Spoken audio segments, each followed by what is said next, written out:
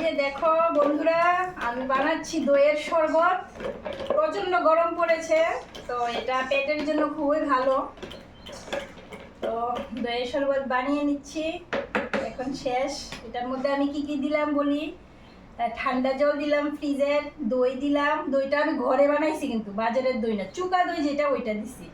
ঘরে কালকে রাত্রে দই বানিয়ে রাখছি, ওইটা ফ্রিজে রেখে দিছি। এখন দইটা দিলাম, তারপরে চিনি দিছি, লেবু দিছি, লবণ দিছি। আর তোমরা চাইলে কুয়াশও দিতে পারো, তাহলে এটা কালারিং হইব আর কি, তার একটু টেস্ট লাগবে। তো আমার এখন কুয়াশ নাই করে, তো আমি এমনিতেই বানিয়ে নিছি। এই যে দেখো, নিয়ে নিতেছি গ্লাসে। তো আমার মা আইসে, মারে দেমু দিদি ডাকতেছে, মারে দেমু এক গ্লাস। আমার বোনের ছেলে আইসে, তারে দেমু। তো দেখি মারে প্রথমে দিয়ে দেখি কেমন টেস্ট হয়েছে। আমি তো কইতে পারি না, দেখো কেমন লাগতেছে। এমনি তো দেখতে তো ভালোই লাগতেছে, তো মারে দেখি মা খায় কেটা কিতা কয়টা রিভিউটা কিতা দেয়, এটা কেমন টেস্ট হয়েছে। ভালো হয়েছে নেই? ভালো হয়েছে।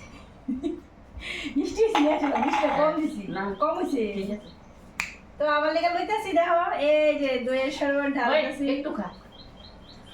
নে খাইবে তো, নে না, মোবাইলে উড়াতো না, মোবাইলে উড়াতো না, উড়াতো না, খাইবি না।